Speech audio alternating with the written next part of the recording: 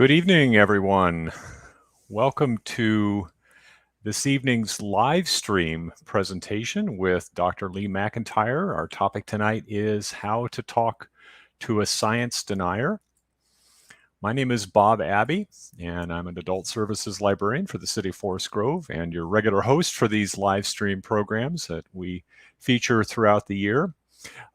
Before I bring Lee on to talk this evening, I just want to remind you about one more upcoming program that we have this fall. On October 12th, we're going to be welcoming author Omar El-Akkad, who's going to be talking about his new novel, What Strange Paradise. This is Omar's second book. Some of you may be familiar with his first novel, American War, and What Strange Paradise just came out the past couple of months, and it's a fascinating story about the Syrian refugee crisis told through the eyes of a 9-year-old boy. So be sure to join us on Tuesday, October 12th, here on either YouTube or on Facebook for a very special evening with Omar El-Akkad. Before we get started, I just want to remind you, whether you're watching on YouTube or Facebook, that this is an interactive program, and you are welcome to ask questions, make comments at any time. If you're on Facebook right now, you can just pop those comments or questions right into the stream on Facebook. If you're watching us on YouTube, you have to have a YouTube account in order to do that. But if you want to go back and forth, you can try that as well. When I go off screen, I'm going to be monitoring the questions. So when I come back after Lee's talk, we'll be going through some of those questions. And this will be a great opportunity for you to ask those questions or make comments as they come up tonight. So please, at any time, just put those questions in the chat box, and I'll get to them, and we'll read through them at the end of the evening. I'm going to bring Lee into the chat or into the stream. Good evening, Lee. How are you? Good evening. Thanks for having me. You're very welcome. Thank you for joining us. You are in Boston right now, correct? I am. Yeah. You are joining us from Boston. I should mention that Lee is a research fellow at the Center for Philosophy and History of Science at Boston University. He is also an instructor at the Harvard Extension School. He's the author of several books, including The Science Attitude, which was published in 2019, and most recently, and the topic for tonight's conversation, How to Talk to a Science Denier, published in 2021. And this came out in August, correct? Just about a month ago. Yeah. So Lee is going to be chatting about that book, and then I will come back when he's done, and we will go through your questions. So Lee, I'm going to turn it over to you, and we'll see you when you're done. Okay, thanks, Bob. I really appreciate this opportunity because I'm a native Oregonian and Portlander, and so when I got this invitation, I thought Forest Grove. I know that spot, so I definitely wanted to do this. Well, thanks again for joining us, and we'll see you soon. Okay. So, well, hello everybody. I wanted to talk to you tonight about something that's very timely in the news, something that we're all thinking about these days, which is how to defend science against the people who are attacking it. I want to see if I can give some tools to scientists and to allies of science so that we can defend science, and so that we can maybe change people's beliefs so that they can become more scientific on several different topics. Now, you might be wondering, why would we need to have a strategy for this? Because, I mean, what could be more persuasive to convince somebody of scientific beliefs than scientific evidence? But of course, we know just from watching the news about COVID denial and such, that this doesn't always work, or it doesn't even often work these days. Really, that idea is something called the information deficit model. And the idea there is that, well, people just misunderstand. They just don't have the facts. And if we can just share the facts with them, then they'll come around. But as I said, we know that there are some problems with this. There are vaccine resistors. There are vaccine deniers, and not just about vaccines, but about many different topics like evolution or the shape of the Earth, for goodness sakes, or climate change. And so we're going to be talking a little bit about that tonight. I want to start with, so I'm an academic researcher, though I've written this book as a popular book. It's supposed to be for everyone. But I would like to start a little bit with some of the research on the topic of what to do with science deniers. Some people, when they approach this topic, are concerned about something called the backfire effect. In 2010, there was an article, a scientific study published by Brendan Nye and Jason Riefler, which found that if you presented partisans with something that was false, but something that they wanted to believe, something that was sympathetic to whatever they were partisan about, and then you corrected it, you gave them incontrovertible correcting information, that they tended not to change their mind. They also found that, perversely, that in some small number of cases, there were folks for whom the correcting information not only didn't change their mind, it confirmed their belief, their mistaken belief, even more strongly. That's really odd, because it means that the disconfirming information confirmed their mistaken belief. Well, and if that were the case, then you might wonder, well, maybe I shouldn't push back on science deniers because I could just make things worse. And there were all sorts of stories at the time in the Atlantic and the New Yorker, talking about this very worry. Well, the good news is that a few years later, Porter and Wood and some other folks found that second part of the backfire effect was not replicable. Okay, it was they couldn't reproduce it, and so the original researchers, Nye and Riefler, said, it was a will o' the wisp. I mean, they're good scientific researchers. They accepted the correction. Still, the case that it doesn't always work, or even often work, that somebody will change their mind when they're presented with facts. But at least you don't have to worry anymore about the idea that you'll be making things worse. Okay. As one commentator in the debate put it, we're fact resistant, but we're not fact immune. Okay, so sometimes it can get through to us. Well, I want to jump ahead a few years to the summer of 2019, when a really landmark study came out in the journal Nature Human Behavior. This one was by Cornelia Bach and Philip Schmid in Germany.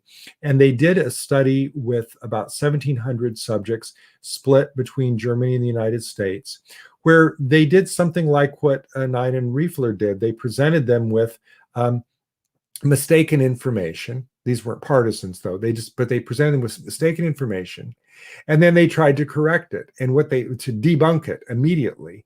And what they found is that in a statistically significant number of cases, they were successful in doing so, which suggests that, if you're not dealing with partisans, you're not dealing with people who are already entrenched, you might really be able to change their minds. And they found that there were two methods that worked. First was content rebuttal, which is just what you'd think it is, right? Content rebuttal is when, say, you're a climatologist and you're talking to somebody about climate change. You're a pretty credible person, and again, shoving facts down somebody's throat, they may resist. But if you've got the goods, if you know the material well enough, you might be able to convince them. What really got my attention, though, was the second method that Bates and Schmid talked about, which was called technique rebuttal. And this was a breakthrough. I joked with my friends that I could have read this study if my hair were on fire, right? Because this was really something. What it showed is that you didn't have to be a scientist in order to talk to and maybe even convince a science denier, because there's something called technique rebuttal. And it's not about the evidence. It's about how people reason on the basis of the evidence. And once you study this blueprint, you'll be effective, right? Because all science denial is really the same. There were some researchers a few years back who found that there were basically 5 tropes of the flawed strategy, the flawed blueprint that all science deniers engage in. And it goes like this. Cherry picking, number one, cherry picking evidence. Number two, belief in conspiracy theories. Number three, reliance on fake experts. Number four, engaging in illogical reasoning. And number five, insisting that science has to be perfect. You often hear people say, well, scientists need to prove it, or, I need certainty, but that's not how science actually works. And Bates and Schmidt's point was that if you learn these 5 steps, you, even as a layperson, can begin to talk to science deniers. And incredibly, they found that both technique rebuttal and content rebuttal were equally effective, and that there was no additive effect. So go nuts. You can learn this and go out there and start. Now, I have to say that as excited as I was about this research, there were some limitations, which is not to say that there was a problem or a flaw in the study. It was a good study. But what I started to wonder was this: the study was done online first. And, and I understand why. I mean, how else would you do a study in the United States and Germany? But I started to wonder, could technique rebuttal work better face-to-face? I mean, number one, could it work face-to-face? But number two, could it work better face-to-face? Because if you think about it, most times the science deniers that we face in our lives, they're not online. They're somebody that you've met. I mean, they might be online, but the point is you meet a lot of people face-to-face. And the second was this idea of, it seemed to me that a lot of the people that they were dealing with in the study were people who were just hearing propaganda for the first time. They weren't people who had been marinating in disinformation for 10 years. And I started to wonder, could you convince those people as well? So online with a naive audience, it worked. And so I immediately wanted to tweak it and say, could it work in person with a hardcore audience? Okay. And there's actually reason to suspect that it could. There's not a lot of empirical research to back this up, but there's ample anecdotal research, examples that you can put together, which somebody could do a scientific study of. And, on my desk, I have a thick file of these because I'm very interested in these anecdotal accounts, because what I found in doing the research for my book is that not only are all science deniers reasoning in the same way, but when they change their mind, it always happens in the same way. If you read the accounts of hardcore science deniers who convert, what happens is somebody gets through to them that they trust. It's about engagement. It's about trust. It's not just about information. I mean, information can be effective, but as I said, if you just try to shove facts down somebody's throat, that's not going to work. And here's the reason. It's because science denial is not really about evidence or doubt. It's about distrust. And if you distrust the person who's sharing the information with you, you're not going to be convinced. So really, if you're trying to convert a science denier, the most important thing that you can do is to build up trust. Engagement is important. I often say that science deniers don't have an information deficit, they have a trust deficit. So that's the focus of my book, How to Talk to a Science Denier. It's not that there are any magic words that you can say, it's that the approach that you take is very important. A couple of stories about this. One is from Vancouver, Washington, just across the Columbia River from you guys. And I grew up in Portland, so I'm very familiar with Vancouver. There was a measles outbreak in Vancouver a few years ago, very heavy anti-vax community in Vancouver, as in Portland. And the governor of Washington State, Jay Inslee, who's no science denier, he ran for president on a platform about climate change. He sent public health officials down to talk to the anti-vaxxers, sometimes one-on-one, and it worked. I mean, it didn't work in every case, but the anecdotal accounts show that when those scientists came down and started to talk to people one-on-one, a marvelous thing happened. The walls of mistrust came down. There's a story about this in the Washington Post. You can Google it, called "It Will Take Off Like Wildfire." So you just put that in Google and this story will come up in the Washington Post. And in it, you'll see that there was this woman who tells the story about a scientist who just took a long time with her at the whiteboard explaining cell interaction. And she said, he was so warm, he was so, engaging. I trusted him, I liked him, and I decided, to vaccinate my kids. That's how it's done. Another story, even better story than that, is about Jim Bridenstine, who is a member of the House of Representatives. A few years back, he gave a speech on the House floor in which he was saying, it was an anti-climate change speech. It was all the things that global warming deniers say. And he said them. So, of course, what happened next when Trump became president, he appointed him to be the head of NASA because, what else would you do with a guy who was a climate denier but make him the head of NASA? But an interesting thing happened to Jim Bridenstine. Within about a month or two of having that job, he changed his mind on climate change and, in fact, came out publicly and said, I was wrong. Climate change is real and it's caused by humans. Now, why did he do that? He said he read a lot. Presumably he read a lot before, but I think what happened is that he was the boss of these people that he had been denigrating before, these scientists that he mistrusted. All of a sudden, he knew them on a first name basis. He was hanging out with them. He was having lunch with them. He was seeing them in the hallway. And all of a sudden, he began to trust them. So those sorts of stories, I think, make the point that if you approach people face to face, even hardcore deniers can begin to change their beliefs, which really involves changing their identities. But it can be done. Jonathan Swift really, he's got a quotation that I love. He said, "You can't reason somebody out of something that they didn't reason themselves into in the first place." So you can't just use the information deficit model. You have to think about how you're approaching them. All right. So let me give you some other tips here and how to do it. In trying to build trust, obviously don't yell at the person, don't insult them, don't call them names. It's not going to work. It's just going to put their back up. Nine and Riefler, the same guys from the backfire study, did another study in which they found that graphs were very effective. And that especially for right-wing partisans on climate change, emphasizing the scientific consensus was very effective. So these are just tidbits from the scientific literature.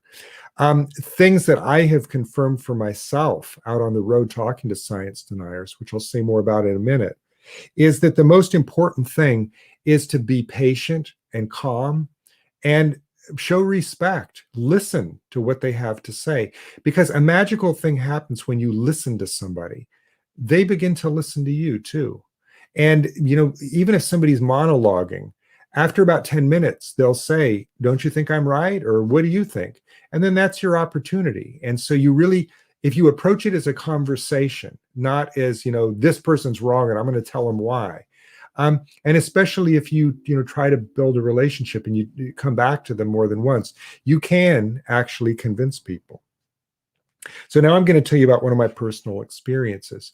When I started doing research for how to talk to a science denier, the Bates-Schmidt study hadn't come out yet, but I already knew that science deniers were all the same, that they had the same reasoning strategy because that work had already been done.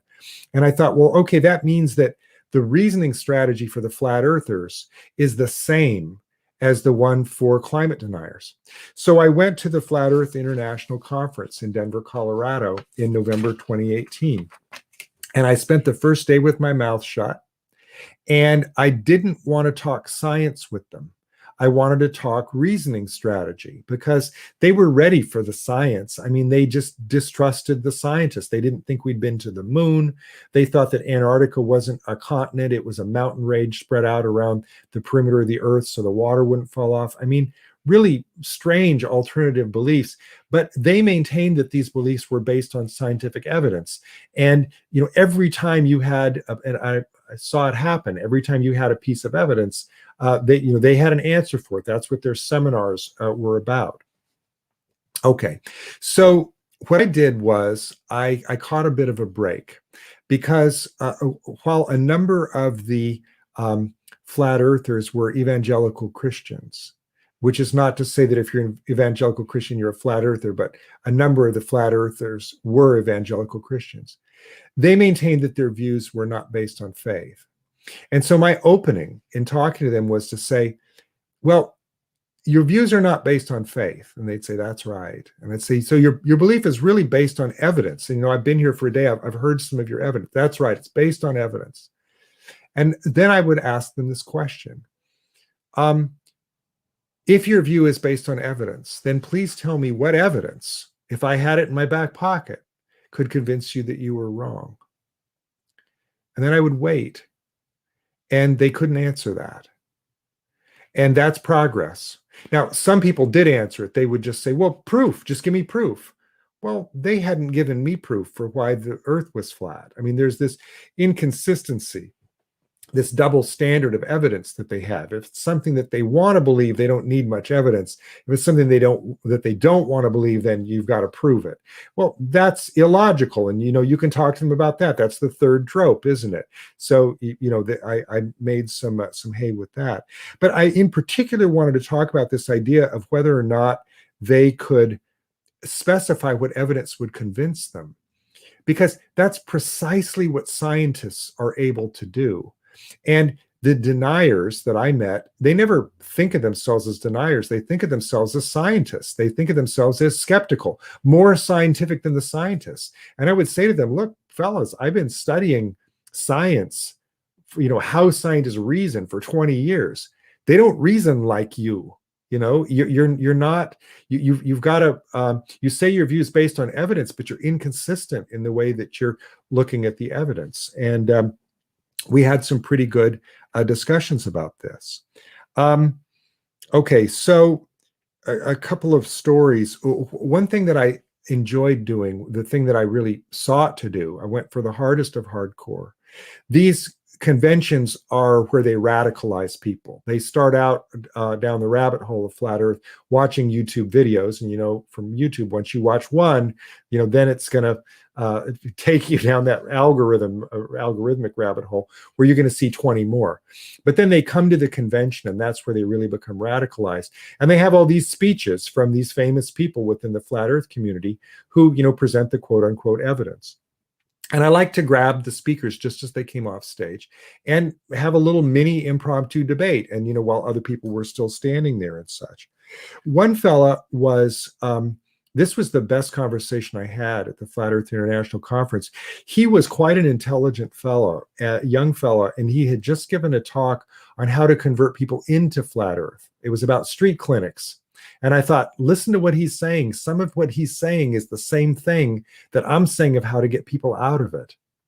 And so I invited him to dinner, and we went for a 2-hour dinner, just the two of us, and we talked about flat earth. And I led with that question of, what evidence could convince you?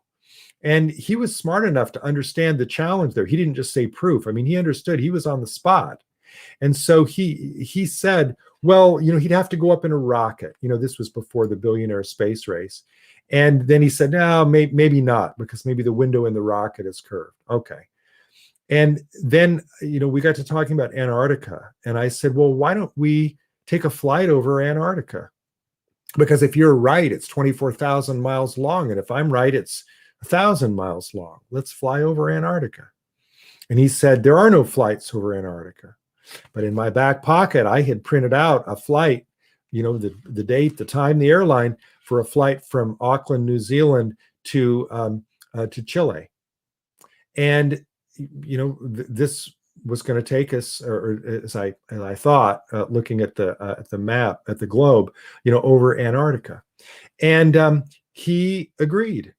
And I thought, wow, this is great. It's kind of an expensive trip, but I could crowdfund for this. And then I got to thinking, now, wait a minute. When we get back, I don't want him to say that the window was curved. So we needed a criteria. And I suggested to him, how about whether we have to refuel the plane? Because if it's only 1,000 miles, across Antarctica, and it's a little bit longer than that between, New Zealand and South America, we could make it on one tank of gas. We'd have to. There's no place to refuel in Antarctica, right? But if he's right, we'd have to stop to refuel. And he said, okay. And I thought, great. But then 2 minutes later, he took it back. And I'll never forget what he said. He said that he didn't want to do it because the criteria that I came up with might it be based on a hoax. And I said, what do you mean? And he said, maybe no plane ever has to stop to refuel. They can go anywhere on the globe. And I said, well, then why would they be refueling? And he said, again, it's a hoax. And I said, so you're telling me that the entire history of air travel since before we were born has been all a show, a hoax, against the day when you and I were going to be sitting here having this conversation. I was going to try to talk you into flying over Antarctica. And he said, yes. Now, at that point, the conversation could have been over, right? Because I had him, right? But I didn't want to be rude. And, I could have said something smarmy like, well, your view is based on faith then. But I didn't do that. We kept talking. I did not convince him. There was probably no way that I was going to convince him. But I did get him to listen. And I think that I built up some trust. The mistake that I made is that I didn't get his contact information and, continue the conversation after that. But I'll tell you, I kind of liked him. I don't know if he liked me, but he was a good debating partner, and I enjoyed our conversation. Since I got back, I have been on a mission to get more people, especially scientists, interested in what they can do to talk to more science deniers. At the Flat Earth International Convention, they made a big deal about how there was a scientific conference down the street, but none of the scientists would dare show up at Flat Earth because they were scared. Well, right. But I think that it would be effective, actually, if more scientists showed up, because and if they didn't show up just with the, we'll tell you the facts and then we'll walk away mode, but more of curiosity, why do you think this? What's your reasoning strategy? And I have gotten some responses. I wrote an article for the American Journal of Physics, and I heard back from a pretty famous physicist who has now agreed to go with me. He built a computer model of flat Earth. His name is Bruce Sherwood, based on the assumptions that flat earthers make. And it reveals just on their own, axioms, how they're wrong. And next, when COVID's over, we're going to go to the next Flat Earth Convention and do this. So I'll close with this. Sometimes people say that they don't want to talk to science deniers because it's not worth their time. But they're wrong. It has been shown in the Bache and Schmidt study. It has been, proven that you can make a difference. It doesn't always work, but you can make a difference. So my question is this: are you going to be a science denier? Are you going to be somebody who's going to say, well, I know the scientists have shown that it could work, but I don't think that it's going to work? Because it could. It's uncomfortable. It's not always, a happy conversation. I mean, imagine talking to your uncle across the Thanksgiving table about taking the COVID vaccine. But if you do it respectfully and calmly and patiently, you just might have some progress. And I think that in this day and age, there's really no better thing that we could do than to start talking to one another again. I don't pretend that this is a solution to our current woes.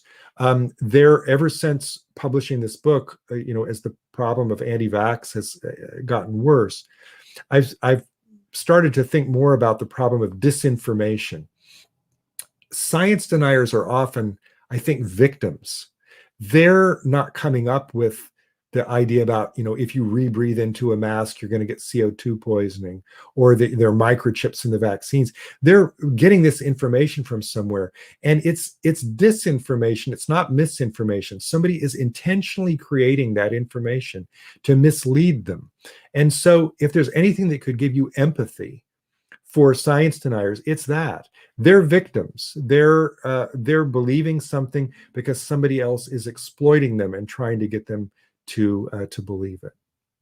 I'll stop there, and left plenty of time for questions, and I can say more about any topic that you like, but that's the book in a nutshell. Great. Well, thank you, Lee. Again, reminder, please post comments or questions If you're on Facebook, just drop those into the comment box. If you're watching on YouTube, you do have to have a YouTube account in order to post a comment or question. But if you're also on Facebook, you may flip over there and go back and forth. So while we're waiting for some more questions to come in, you mentioned something at the very end about the difference between misinformation and disinformation. Mhm. And as a librarian, as somebody who deals with information, I Yes. think this is a really important distinction. Yes. And I'm wondering if you can talk a little bit more about um, where that, what the motivation is for providing intentionally incorrect information. It's a great question. Modern science, science denial has existed ever since science has existed. I mean, think of Galileo and Giordano Bruno and all these folks. Modern science denial started in the 1950s with the tobacco companies who were nervous about this study that was going to be published, that was going to show a link between cigarette smoking and cancer. And they all came together at the Plaza Hotel in New York City, and they brought in a public relations person to advise them on what to do. And he said, fight the science. Don't just fight the science. Take it through public relations. They took out full-page newspaper ads. This was before the internet, but they reached about a sixth of the American population that way. They started a precursor to the American Tobacco Institute, started to get their own scientists working on it. And here's the thing, they didn't need to show that cigarette smoking didn't cause lung cancer. They just needed to show that there was doubt. They needed to create doubt where there wasn't really any doubt. There's a terrific book by Naomi Oreskes and Eric Conway called Merchants of Doubt. And they were making money on this. So that was their motivation. They were creating a campaign of disinformation and doubt and distrust because they were making too much money. And you know what? That blueprint is called the tobacco strategy. And it's the same exact blueprint that the fossil fuel companies followed years later when they were trying to undermine global warming. And so now there are other motivations than economic ones. These days, especially, there are ideological or political motivations. And one extremely underreported story that I've tried to talk about more and more is that a lot of the disinformation about the COVID vaccines just seems to be everywhere. Where is it coming from? It's coming from foreign intelligence services of other governments that are hostile to the United States, like Russia, who want us to be polarized and at one another's throat. And I didn't have to break into CIA headquarters to find this. It was in major media accounts in March and April, in the Washington Post, in the New York Times. It was reported on. The State Department made, a finding on this. The people in the military are talking about it. Biden mentioned it, but it was a 1 or 2 day story. And where is it now? People don't remember this.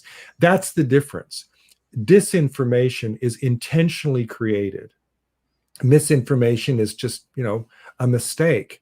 But science denial is not a mistake, it's a lie. And we have to remember that. We are in an information war, and we have to fight it in exactly that way. And I'll give a plug here to somebody that I know who's a librarian. Her name's Laura Miller, Millar, Laura Miller. And she wrote a book recently. I've got it right behind me here. I can't remember the exact title, but those of you out there who are interested, she wrote a book about information and evidence and, what it means to not, the distinction between misinformation, disinformation. It's a terrific book. And I encourage you all to take a look at it. We seem to have spent a lot of time online the last several months, particularly when it was very difficult to get out, and a lot of information makes its way through social media. You talked earlier about the importance of face-to-face contact, but Yes. I'm wondering if you can talk a little bit more about what seems to be the more predominant way of communicating this information, which is social media. Social media is one of the reasons why science denial is so bad now.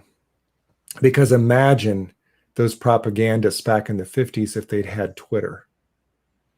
They wouldn't need to, they wouldn't need to take out full page ads in the newspapers, right? They can, it's that old saying that lie gets halfway around the world before the truth gets its pants on, right? Lies travel very fast, and they travel even faster on social media. So there was a story that I read not long ago out of NPR that said that they reported on the fact that 65% of the anti-vax propaganda on Twitter was due to 12 people. Now, 12 people can't do that much damage unless they have Twitter and they're motivated, and then they can do a hell of a lot of damage.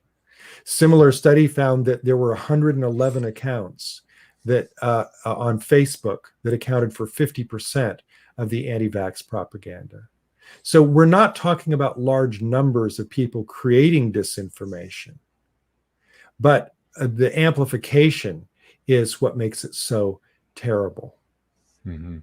And I think too, the way conversations tend to mutate on social media, right? Somebody throws something out, and then there's a response, Mm-hmm. and that response can kind of spiral out of control, and then somebody else comes in, or somebody changes the subject, and then it just turns into a free-for-all. And that's a propaganda stream, because what they need to do is create doubt and confusion and cynicism. It's not that they're trying to convince you of some specific alternative to the truth. It's they're trying to get you to give up on the idea that there is such a thing as truth that can be known through facts and evidence. Because if there's not, then what? We're polarized. We can't focus. We can't do the things that we're supposed to do. It undermines us. It hurts us as a country. So why is America leading the way on COVID denial? Because we're being targeted. That's why. There's a new training manual out of the U.S. Army. It just came out of the U.S. Cyber Institute out of West Point, and it's called Invisible Force, and it's how to fight an information war. They're training U.S. troops how to fight information war. So this is a serious problem that unfortunately has been treated like it was an accident. Like we have no idea where is all this misinformation coming from? I mean, all of a sudden, is it just due to the internet? Well, it's due to malicious people creating disinformation and then cynically spreading it on the internet, which has the intended effect. Mm-hmm. Mm-hmm. Yeah, I spend a fair amount of time online, and I'm always interested in how these conversations go. And the two things that I think are very interesting. Number one is do your research. Right? Yes, that's the default. It means look at your phone is what that right. means, right? Because, my response is, well, what if I do my research and I come up with a different conclusion?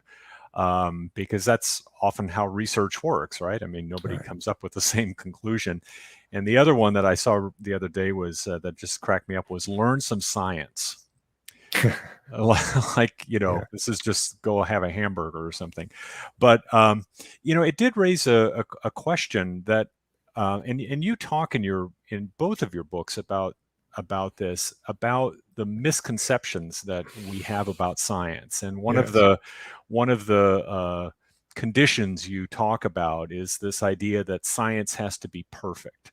And I'm wondering if you can talk more about where those misconceptions come from, and how we can start to address those as well. I think that even the people who trust science don't often understand it. That is, they don't understand how scientists reason. I think that what's really terrific about science, what's really distinctive about it, is the way that scientists reason about evidence. My earlier book is called The Scientific Attitude. And in a nutshell, the scientific attitude is that scientists care about evidence. and they're willing to change their mind on the basis of new evidence. And think about the flat earthers. When I said what evidence could convince you that you were wrong, they weren't doing that, were they? Right. So there's your distinction, right?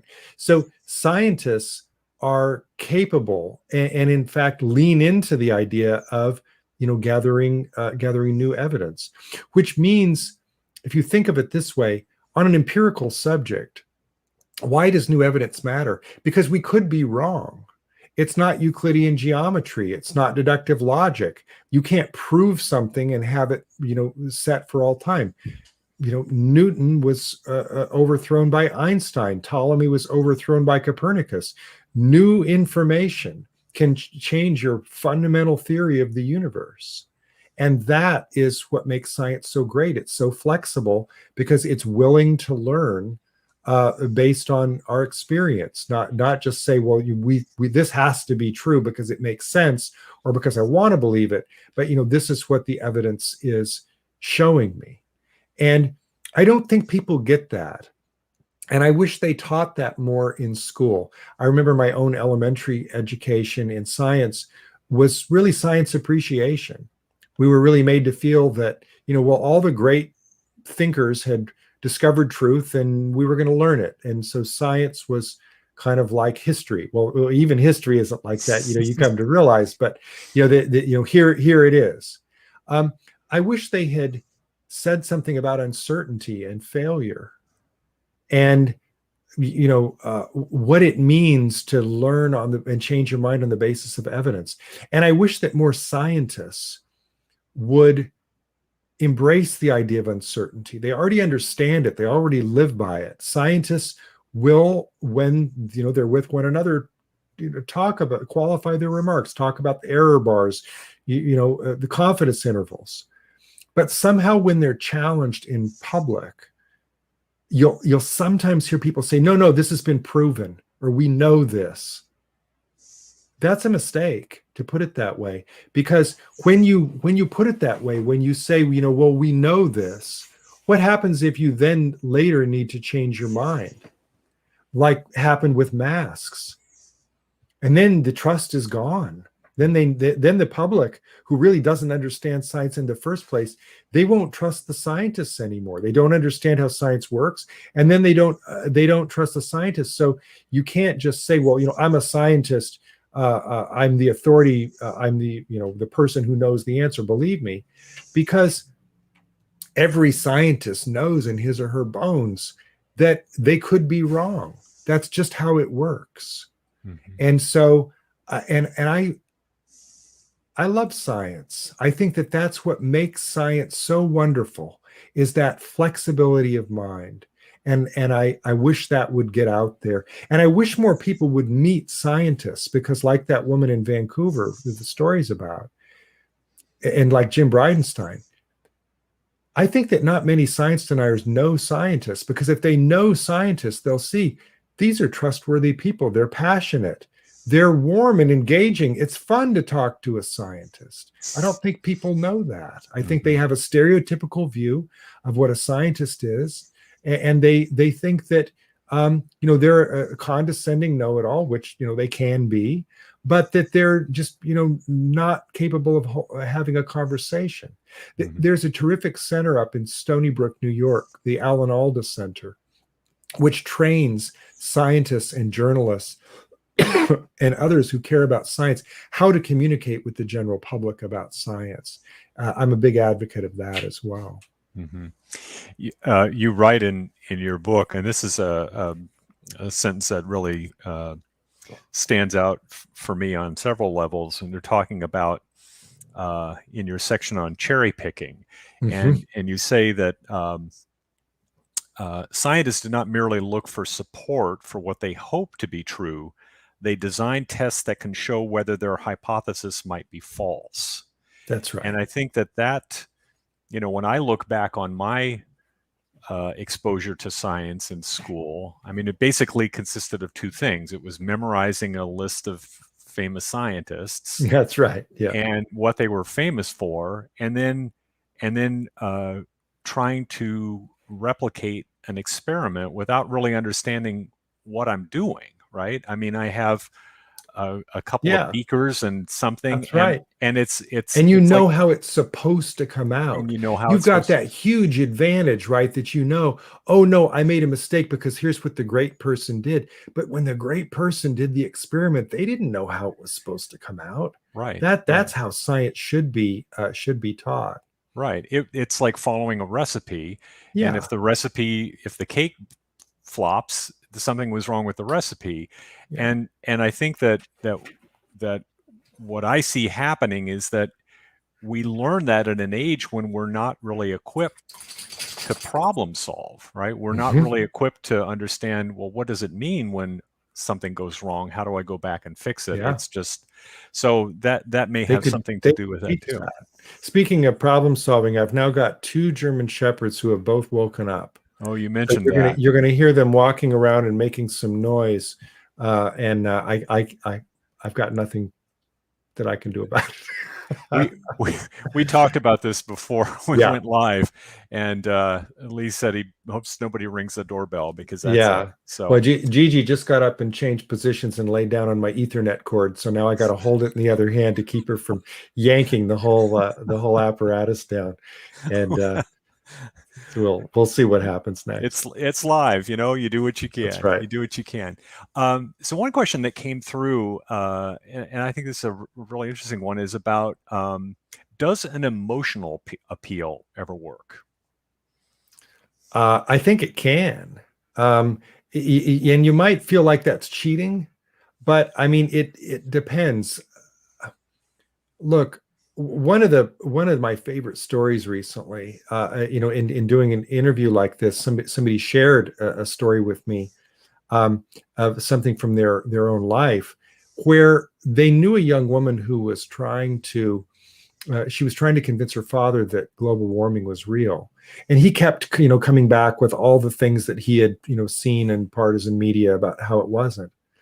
And she finally said, look, Dad, why do you trust all these people that you don't even know, but you don't trust your daughter? And that worked. I mean, that's an emotional appeal. And so Mhm. I think that can work. um I mean, that comes from the heart, right? Mhm. So I'm not recommending it as a tactic, kind of a manipulative tactic, but to say that sometimes what really persuades people is not an argument, but it's a story. It's a firsthand experience. Look at how many people have uh, who have gotten COVID have decided to get the vaccine. That's an emotional part of the story. That's not all rational. Well, I personally know somebody who got sick, or I got sick. That's motivating. Though shockingly, it doesn't always happen. Mhm. Mhm. What do you think? Uh, what do you think the obligation is for talking about science denial with family members? I mean, at what Yeah. point do you make that connection, and how do you make that So connection? so this is the nub right here. Because if what you need to do to have a productive conversation with a science denier is to build trust, don't go to a flat earth convention with 650 people there and try to build trust. Start with the people who already trust and love you, right? Hmm. So you're already on first base if you can do that. So, yes, I think that you should have those conversations with family and friends. I think that those are your best opportunity to do good in the world. If everybody did that, I think that we could make a big difference. For some reason, people are perhaps most reluctant to talk to friends or family members because they feel like, oh, I don't want to hurt the friendship, or I'm going to be hearing about this for years, or don't make Uncle Jerry mad at Thanksgiving. Hmm. You'll wreck everything. So we avoid that. And there's another problem too. It's human nature. We're sometimes the most disrespectful to the people that we know the best. So if the method is to be calm and respectful, we need to do that with family too. We can't just say, because we can't exploit the fact that we're close to somebody to say, well, you're just an idiot. You can't, but we do that, don't we? I mean, We do. isn't that the way that we talk to people Right. who we're closest to sometimes? And I think that, if you look, you know, people should join me in looking at the anecdotal literature. Google, anti-vaxxer who changed their mind, or climate denier who changed their mind, and you'll see all these stories, and they're all the same story over and over and over again, of people who were engaged by somebody who took the time with them to change their mind, treated them with respect. Hmm. So Yeah, I think we can do this with family, and should. you hit on something that you're absolutely right. I mean, it's we know which buttons to push, right? We do. We know what gets under their skin, and even if we don't start off with that intention, that's often where it goes, particularly if we feel frustrated or like we're not getting through. Um, I mean, imagine approaching a stranger and you say the wrong thing, you can walk away. mhm, But if you approach a family member and you say, look, you've never been right about anything in your life, why would you be right about this? You're going to be hearing that for years, mhm, right? mhm, You will hurt the relationship. Yeah. mhm, mhm. What do you think the end game is for science deniers? What ultimately motivates them? Identity, community. People, we're so polarized now as a nation that we are pruning people out of our social circle who don't agree with us. And that means that we've got to find community and information from somewhere. And it often, it comes from people who already agree with us. Mhm, And I think that's a bad thing, no matter which side of this we're on, right? That we need to challenge ourselves by talking to people who disagree with us. You ask about Endgame, there's a very scary way to frame that. Because as scary as science denial is, I think it can get worse. And I think it has gotten worse. I did an earlier book before Scientific Attitude called Post Truth, where I made the argument in that book that the political subordination of reality that we were seeing come out of Washington, D.C., was motivated by 60 years of unchecked science denial. Because if you were a kind of a would-be authoritarian and you looked at what was happening with climate change, you might say, wow, they can do that. I can do anything. I can deny anything that I want. So denial, the phenomena of denial, you can deny not just science, but reality. You can deny history. You can deny anything that you want. And by the way, the five tropes work there as well. So I'm thinking that we need to get a handle on this, and quickly, because things like QAnon don't come out of nowhere. I mean, that's a conspiracy theory. That's engages in illogical reasoning. They've got fake experts that they rely on. I mean, it is it's a step in the wrong direction. So, I'm particularly concerned with science denial because I think that that's where post-truth started, and also because I'm a scholar in the philosophy of science.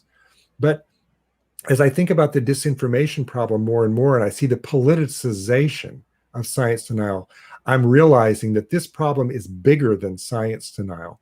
This is about not talking to one another across the political divide, about the all of the things that we see on the news all day, every day, that scare the hell out of us about the future of democracy. mhm, mhm. And I think, again, to get back to this observation about social media, I mean, the fact is, it's hard to get to know people, right? It takes time, Yes, that's and right. there are no guarantees. And when you find someone in a group that agrees with you and that you can Yeah, make feels that, good. it feels good. And I think particularly in the last year and a half, when we're all feeling very isolated, Mhm. that might have had something to do with it. We Yeah. got another interesting question. I really like this Mhm. question. Do you think that part of the problem with science deniers is that in American popular culture, the scientists in particular and overall intelligent people are shown as evil antagonists? Oh. So it's like That people that in that white is lab coats creating some biological or computer virus. uh maybe. I mean, I can think just as often of what do they say? Every disaster movie starts with somebody ignoring a scientist, right? I mean, so but I mean, but that the questioner is onto something important there. There was a book by Tom Nichols a few years back called "The Death of Expertise." Mhm. There is a populist reaction against elites, against scientists or anyone who says that they know the answer, and so that that can be part of it, which is Mhm. why my advice to scientists is don't just use the information deficit model. Think about how you're approaching people. Mhm. Mhm. Yeah, but you're right. The evil scientist. I'm thinking here of when my kids were small, they loved to watch Kim Possible, and I think, yeah, Dr. Draken, he was a scientist, wasn't he? He was Yeah. an evil scientist. Yeah. Well, they all kind of morph, Yeah, into this sort of generic, yeah, yeah. somebody is just one, you know, cat away from being a Bond villain. That's Um, right. That's right. well, so your prescriptions when you wrote the book and when the book came out, we were um, at a stage in the pandemic that was a lot about COVID denial, and Hmm. now we seem to have moved on, although we still hear about that. But now we've moved into Vaccine. vaccine denial. Um, Hmm. Looking back on what you wrote in the book, if if you were able to sort of provide a follow up or a sequel, Hmm. how would you address that Oh, this I new love reality? I love that question, and I'm going to answer it in this way. COVID denial, mask denial, vaccine denial, it's all part of the same thing. So I'm not going to make a prediction down that road. What I will say is this: if I had another chapter in the book, if I could go back, I would write more about disinformation and amplification of it. Because it seems to me, as I've been out talking about the book and defending it, that even if I'm right in this book, it's only part of the solution. Because the problem is really the creation of disinformation, the amplification of disinformation, and then its uptake. This book is about the uptake. This book is about what to do once the problem has already gotten out of control, like the virus has spread and now we got to fight it in the wild. Can't we keep people from getting infected with the bad information, to push the analogy? I think we can. I think that we need to think much more about what we can do to fight this information war, not just to convince the people who are already in the grips of the propaganda, but how to keep the propaganda from disseminating as it is. On Facebook, on Twitter, on YouTube, on partisan media, all the ways that it happens. One thing that I like about the approach that I took in the book is that it's grassroots. It tells you what you as an individual can do. And you might feel like, well, what can I do about Facebook, or what can I do about the Russian intelligence? That's for my government. Well, maybe there's something that you could do. Being aware of the problem, voting, bring it to the attention of your member of Congress. But I wanted to chip away at the problem, even if it wasn't a total solution. But I'm now thinking much more about how did we get into this mess?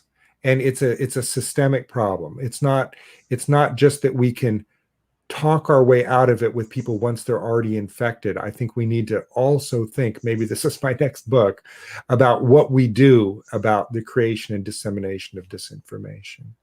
Mhm. Mhm. Yeah, great question. Well, as a librarian, I support that More 100%. books, More more books. well, yeah, and it's I mean, I think the thing that I find so fascinating about this, having worked with college students doing research, is the power of motivated reasoning. Right? You start Yes, with a conclusion and you work backwards yes, to prove your conclusion, that's right. and you don't know what to do when your conclusion goes nowhere, right? And that's That's just right. part of that teaching about the difference between misinformation and Yep, disinformation, and you're how right. to think about how to use and be informed information consumers. In Post-Truth, I've got a whole chapter on cognitive bias where I talk about confirmation bias and motivated reasoning and the difference between them, which is subtle but important. And, all of these pre-existing conditions in our brain that make us so prone to believe propaganda. That's the trouble. Once propaganda is out there, a certain number of people are going to believe it. It just, it's impossible to contain it. It's spread once it gets out there. Yeah. Well, Lee, I want to thank you for joining us tonight.